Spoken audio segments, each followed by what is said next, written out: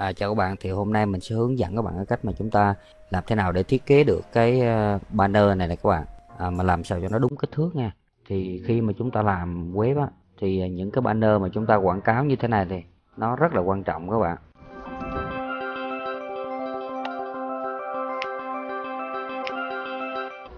Nếu như chúng ta mà web chúng ta có lượng traffic cao á, thì chúng ta cũng có thể là kiếm tiền từ cái đặt banner như thế này. Và chúng ta cũng có thể là đặt cái banner để chúng ta quảng cáo cái dịch vụ của chúng ta cũng được, để cho khách hàng người ta biết.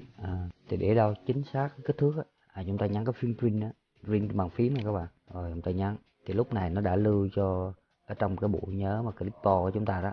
Chúng ta mở Photoshop lên, rồi chúng ta vào file, vào new, rồi chúng ta nhấn cái chỗ clipboard này các bạn, là nó chụp đúng cái độ phân giải của cái màn hình của chúng ta đó. Ta nhấn viết, rồi chúng ta đóng cái cửa sổ này đi cho nó gọn, rồi chúng ta nhấn Ctrl V, chúng ta dán ra. Ồ, nãy mình chụp nó dính luôn cái bàn phím luôn, rồi không sao. Thì bây giờ mình chỉ cần là mình bao thì chúng ta chọn cụ này, rồi chúng ta bao xuống để chúng ta coi cái kích thước của nó là bao nhiêu. Hiện tại kích thước của nó là 248 556, hoặc chúng ta cũng có thể là vào info các bạn, Windows info nha. Đó, thì nó cũng hiện kích thước ở đây cho chúng ta. Thì mình làm tròn cho nó dễ nha các bạn. 250 550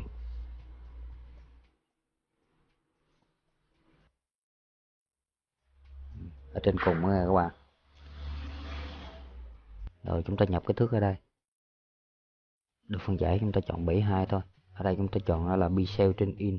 Rồi thì lúc này chúng ta đã có cái tỷ lệ của cái tấm ảnh đó rồi. Chúng ta nhấn đúp vô trong, chúng ta cắt.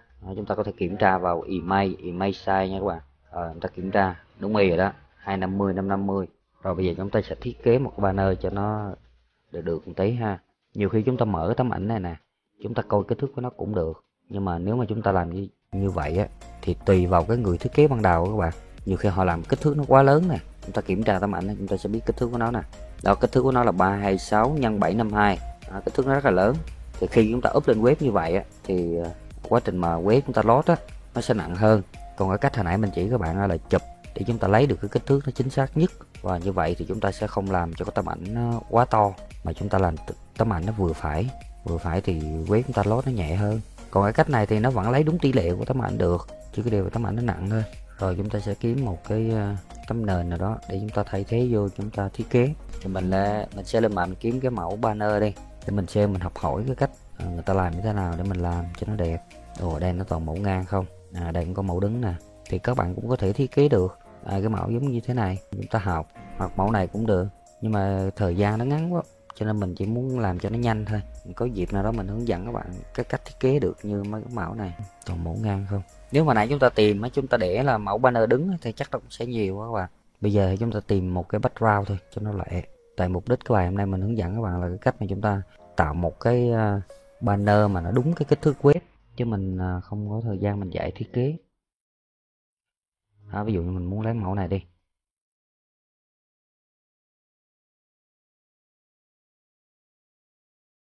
rồi chúng ta bỏ vào. Đó, các bạn kéo cho nó lớn lên, rồi chúng ta đánh chữ vô thôi. Chúng ta thiết kế nội dung mà chúng ta muốn quảng cáo.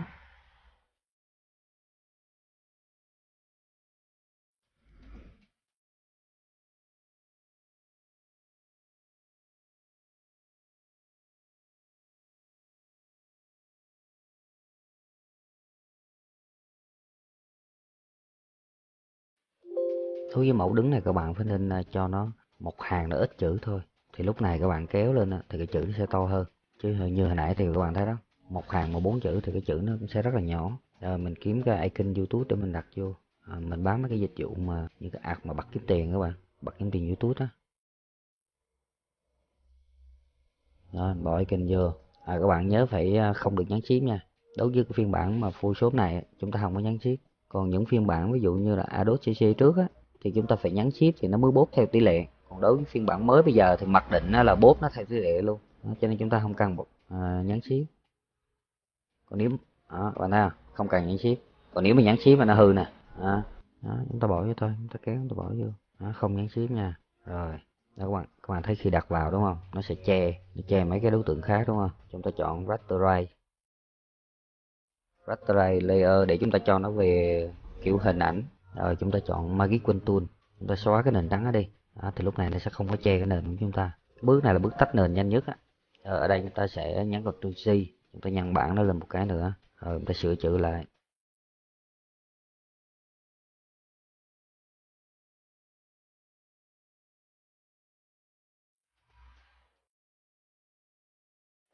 Đầu tiên chúng ta muốn tô màu nó thì chúng ta nhấn cái chữ Y nha. Chúng ta chọn màu, nó hút màu rồi đó. Chúng ta nhấn Atlas đều để chúng ta tô màu cho nó, thì nó sẽ tô cái màu mà chúng ta vừa mới hút á. Rồi chúng ta nhấn đúp vào. Tiếp tục chúng ta sẽ chọn cho nó cái trót đi. Trót là cái đường viền bên ngoài các bạn. Rồi chúng ta chọn màu. Thì cái này tùy sở thích các bạn thôi, các bạn thích màu nào các bạn cứ chọn thôi. Rồi chúng ta tăng size cho nó lớn lên tí. Chúng ta không thấy là bởi vì chúng ta đang chọn chế độ inside, chúng ta đổi ra bên ngoài.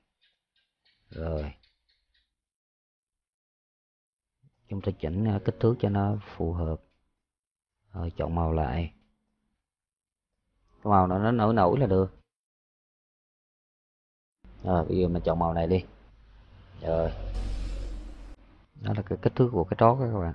Tương tự ở dưới chúng ta cũng nhấn đúp vào luôn. Rồi chúng ta chọn màu cho nó.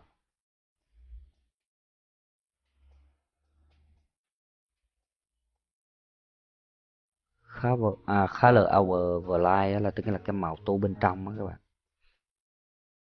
Chúng ta muốn hòa trộn cho nó thành màu gì thì chúng ta chọn ở đây, thì nó sẽ đổi cái màu chữ lại. Đó. Rồi cái trót chúng ta chọn màu khác thì chúng ta nhấn trót, chúng ta đổi màu thôi.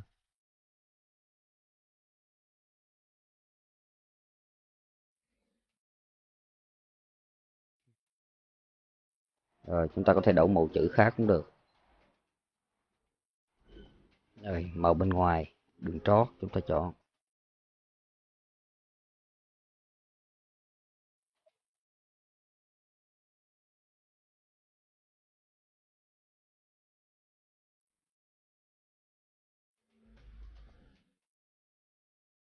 Rồi ví dụ chúng ta chọn vậy đây.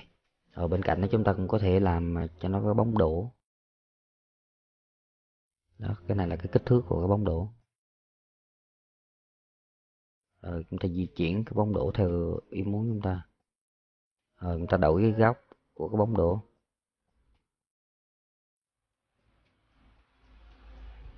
Cái này các bạn chỉnh sao cho nó vừa mắt là được, cho nó đẹp là được. Khi chúng ta làm bóng đổ thì cái file thiết kế chúng ta nó nổi hơn.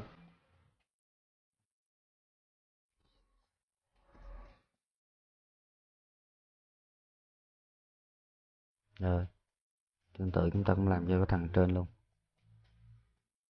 Rồi chúng ta nhấn đúp vô. Rồi chúng ta cho nó có bóng đổ luôn. 17 hơi lớn, chúng ta chỉnh nhỏ lên tí. Rồi ok. Rồi đó. Các bạn làm sao thấy đẹp là được. Rồi chúng ta sẽ làm nổi bật cụm này lên. Rồi chúng ta nhấn tạo new layer, nhấn vào dấu cộng này nè. Rồi chúng ta sẽ tô màu cho nó. Chúng ta nhấn Atlas Del nè để chúng ta tô màu. Rồi đó, nó nằm dưới cái layer chữ nha các bạn.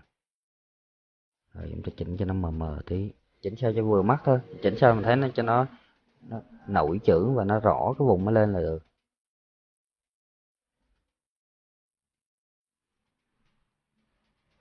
Đây chúng ta chọn hai cái layer, chúng ta di chuyển luôn. Cái này chúng ta căn chỉnh lại vị trí thôi cho nó nhìn cho nó đẹp.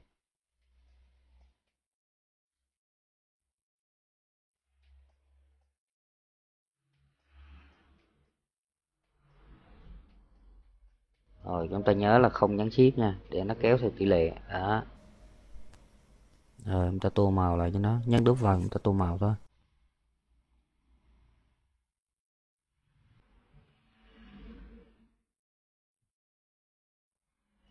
Chúng ta tạo layer mới để chúng ta làm nổi bật cái chữ lên. Rồi chúng ta chọn màu, chúng ta tô, chúng ta nhấn Atlas Tail chúng ta tô nha. Rồi chúng ta kéo layer số điện thoại lên trên, bút nhỏ số điện thoại lại. Cái bước này là các bạn nhấn auto select á, là là các bạn nhấn vào cái đối tượng nào thì tự động Photoshop nó sẽ chọn đối tượng đó. Ví dụ như mình nhấn cái nền trắng đi thì tự động nó nhảy xuống nền trắng, các bạn thấy không? Chúng ta cho nó mờ xuống tí nè. Rồi chúng ta sẽ chọn là export file, export. Rồi chúng ta chọn là save for web. Rồi chúng ta chọn là JPEG JPEG 2 nha các bạn. Thì các bạn thấy không, cái kích thước nó đã giảm đi rất là nhiều, nó còn có 54 kg à. Rồi chúng ta save lại thôi. Rồi chúng ta chọn đường dẫn, nhưng mà nhiều khi nó cũng chưa có nổi bật lắm các bạn. Nếu mà muốn nổi bật á thì chúng ta sẽ làm cho nó cái số điện thoại này nó động luôn đó, nó nổi lên, nó đổi màu đó. Thì bây giờ mình chỉ các bạn cách tạo luôn cái ảnh động luôn. Rồi chúng ta sẽ vào là Windows, Timeline. Rồi chúng ta read, chúng ta tạo mới nha, đủ điều kiện bật kiếm tiền đó. Bây giờ chúng ta chỉ cần muốn thay đổi số điện thoại thì chúng ta chọn cái layer mà có số điện thoại, rồi chúng ta cắt. Nhưng mà nếu mà các bạn muốn làm đẹp thì các bạn phải cắt cho nó đều nhau nha, phải coi từng cái frame nó khớp như thế nào các bạn cắt. Còn đây là mình làm hướng dẫn nhanh, khỏi mất thời gian các bạn, cho mình cắt đại thôi đó. Rồi mình nhân cắt. Ví dụ như cái layer này chúng ta đổ qua nó màu khác đi.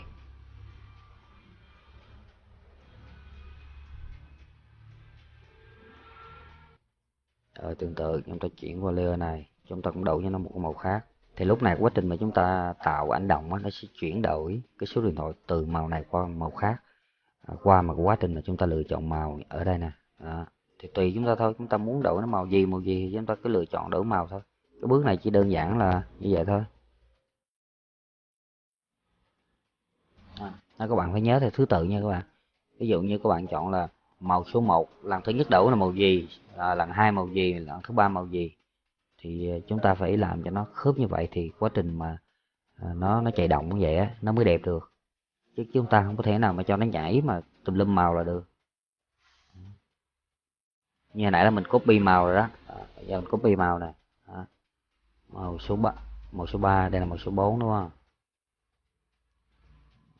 Màu số 5, màu số 6. Các bạn cứ cho nó theo thứ tự, nó tuần tự với nhau là được. Chúng ta dán cái màu mà nãy chúng ta copy đó. Rồi. Các bạn thấy đâu màu không? Đó. Màu đen là cái màu lặp lại, tức là màu lặp lại màu thứ nhất đó các bạn.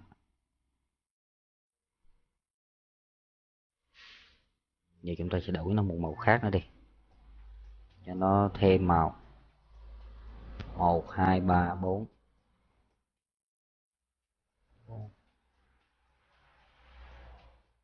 Và màu này là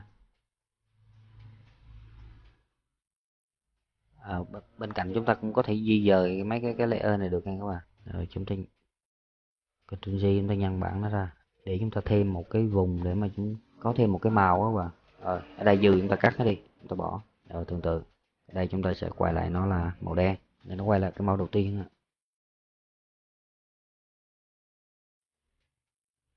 Rồi tương tự cái màu số 2 là màu gì thì chúng ta cũng nhấn đúp vào để chúng ta sao chép cái màu của nó. Rồi chúng ta sao chép màu của nó. Nói chung là chúng ta làm phải đúng theo thứ tự thì quá trình nó chuyển màu nó cũng sẽ đẹp hơn nha các bạn. Rồi ta đổi lại cái màu mà chúng ta đã copy hồi nãy. Rồi trong màu đó là màu xanh, tức là màu số 4 đó. Rồi chúng ta sao chép màu số 3, rồi tới màu số 4. Rồi tới màu xanh là chúng ta dừng nha các bạn. Chúng ta không thể thêm một cái màu nữa là màu đen nha các bạn. Tại vì lúc này thì nếu mà nó chạy lặp lại thì nó sẽ thành đen 2 lần. Đen 2 lần vậy thì nó sẽ không có đẹp. Đó. Nó phải chạy theo thứ tự như vậy đó. Tới xanh là kết thúc mà nó quay lại đen. Đó, thì lúc đó nó sẽ đẹp hơn. Đỏ mà. Rồi chúng ta coi nó chạy thử. Các bạn thấy rất là đẹp đúng không? Mỗi màu nó chỉ nháy đúng một lần thôi. Đó là được. Rồi, vậy là xong. Chúng ta cũng chọn Export. Rồi, chúng ta cũng chọn Save for Web luôn. Nhưng mà lúc nào thì chúng ta phải chọn là GIF. Ta chọn ở trên cùng á. Rồi, chúng ta đặt tên này thôi. Tại vì khi mà chúng ta lưu bằng JPEG thì nó sẽ không có cái hiệu ứng động đó.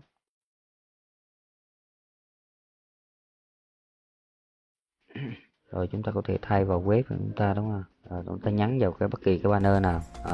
Cái này là mình đang xài cái thêm Black Sun. Rồi các bạn nhấn vô cái hình email đó, rồi nhấn vô. Rồi thôi để mình chưa lại ban đầu đi ha.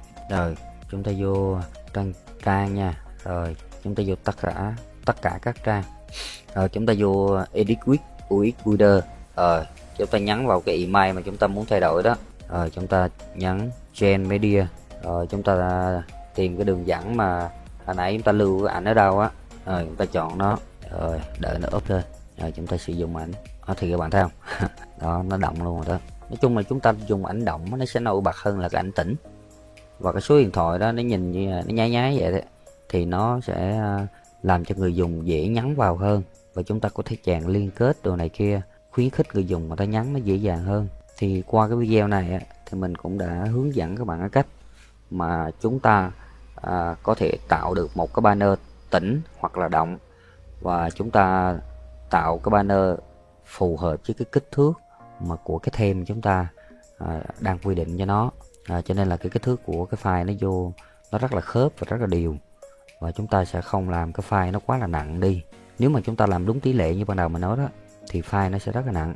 Còn đây là chúng ta chụp hình trước, sau đó chúng ta mới cắt đúng cái kích thước luôn, và sau đó chúng ta mới up lên. Và chúng ta làm như vậy thứ nhất là nó đẹp nữa, chứ nhiều khi chúng ta làm không đúng thì một thì nó bóp nhỏ lại, hoặc nó kéo giãn ra đó, hoặc là nó mất cái biên, nó mất chữ trong cái banner của chúng ta, nó vẫn không có đẹp. Nó quan trọng là làm web là chúng ta làm sao cho nó khớp với cái khung của chúng ta luôn thì nó sẽ bao giờ nó cũng sẽ đẹp hơn.